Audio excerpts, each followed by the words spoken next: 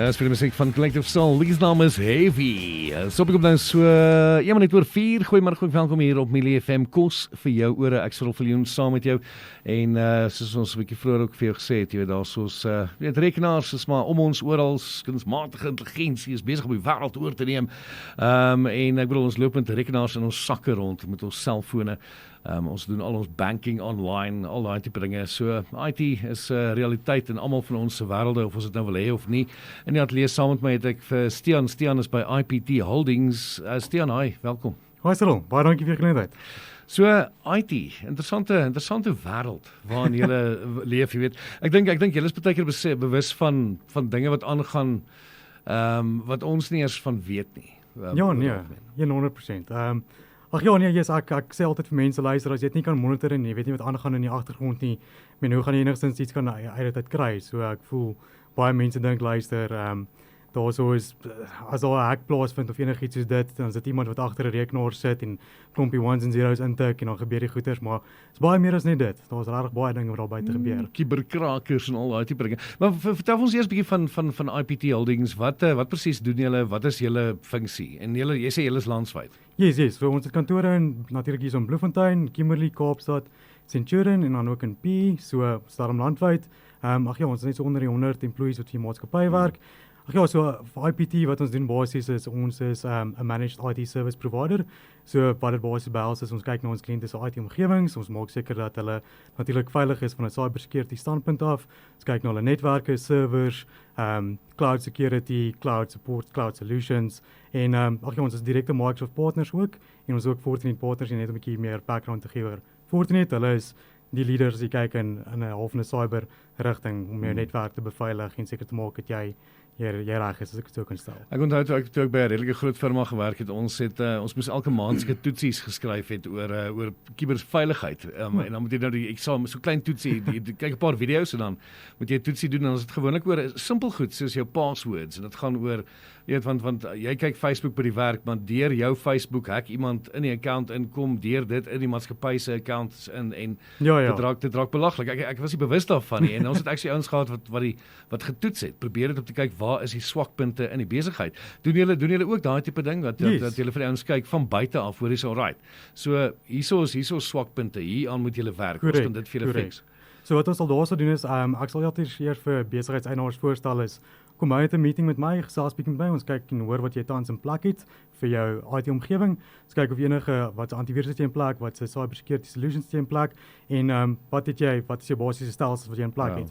Vanaf ons kyk wat is die shortfalls, ons sal kyk, okay, luister, jou employees is nie baie goed ge-educate nie. Ons sal voorstel om vir hulle wat ons noem user awareness training te gee, spesifiek soos jy nou toetsies en goedjies geskryf het.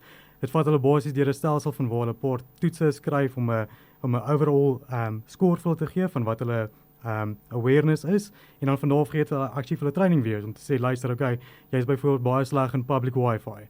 As jy in 'n public setting ingaan en jy sien daar is wifi, dan koppel jy net sonder om te dink jy sê, okay, iemand kan dalk inluister op hierdie wifi of hulle gebruik 'n password vir alles, byvoorbeeld vir hulle Facebook, vir hulle banking apps, vir alles. En dan op jy praat nou met my eintlik. Ek het net en direk. Wat is jou stel sê vir my, is daar risiko's? Ek bedoel vir besighede in Bloemfontein, as ek dink aan kubersekuriteit en ek dink aan risiko's verbonde aan dit, dan dink ek altyd dadelik aan groot maatskappye. Word kleiner ouens ook getarget? Hoe werk dit? Wat se risiko's is daar? Ja, nee, so ek dink baie mense in Bloemfontein dink, okay, ons is 'n kleiner dorp, so sulke tipe risiko's bestaan nie in Bloemfontein nie, want wie sal nou vir Bloemfontein aanval? Ons het nou nie soveel groot maatskappye hierso nie, maar dis actually 'n groot realiteit wat ons in lewe. Ek kan vir jou sê, ons wat natuurlik ons kliënte se omgewings monitor en kyk wat aangaan in die agtergrond. Ons sien op 'n daaglikse basis wat ons risiko's, wat ek sal sê mitigate, wat ons sal sien, okay, hierso is ietsie wat byvoorbeeld, kom ons sê ransomware, net om vir mense te sê wat ransomware is. Dis as jy nou 'n virus kry en hy begin al jou data op jou rekenaar te encrypt en as jy dit probeer oopmaak, dan moet jy 'n massiewe password insit en die hackers vra vir jou 'n sekere getal wat jy vir hulle moet inbetaal en cryptocurrency in. So ons sien dit op 'n daaglikse basis waar sulke tipe virusse op die mense se rekenaars lê en hulle is nie bewus van dit nie. En om nou net jou vraag te beantwoord oor wat gebeur actually in die agtergrond, ek weet nou al van 2 gevalle wat onlangs gebeur het van besighede wat getarget was en die een maatskappy was afgewees vir 2 weke wat hulle gevat het om te recover van die ransomware attack en die ander het vir my gesê, die ander besigheid het vir my gesê, toe hy die besigheid verlaat het 2 jaar nadat dit plaasgevind het, het hy nog totaal en al nie recover van die hele ding nie. So Ja. dis bietjie scary wat daarbey gebeur. Kyk, die ding is want ek reken meeste van ons van die data en van alles deesdae, ek bedoel van jou boekhouding tot jou employee details, al daai tipe goedes word deesdae net op 'n server of iewers gestoor. Dit word amper nie eens meer op papier gestoor nie. So as jy daai goed verloor, Jep. dis weg. Ja nee, 100%. Kyk, as jy eers 'n aanval kry en hulle begin jou data te encrypt, baie mense dink byvoorbeeld OneDrive is 'n goeie solution om jou data daar op die cloud te stoor. In 'n vorm is dit 'n goeie backup solution, maar dis eintlik dit het sy probleme.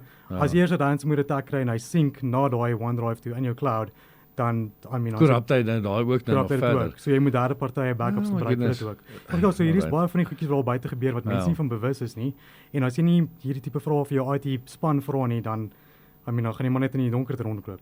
IPT Holdings gesels 'n bietjie met Stian. Dis die man met wie jy moet gesels as jy jou besigheid en jou data en alles by jou besigheid wil veiliger hou, as jy wil kyk of jou IT alles doen wat hulle moet doen. So as ouens julle in die hande wil kry, wat is die maklikste manier? Ek bedoel, werk julle maar via het julle 'n website, werk julle op waar kry die ouens julle in die hande? Ag ja, as jy vinnig wil hoor meer van ons, jy kan net gaan op www.ipt.zeri.com toe. Ons is ook net langs aan die ou Welkom gebou, 6 Collins Road Arboretum.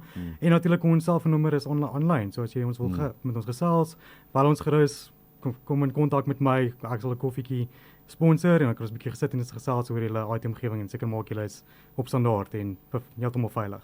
Great stuff. Hoor, is baie dankie Stian vir die inkom en baie sterkte.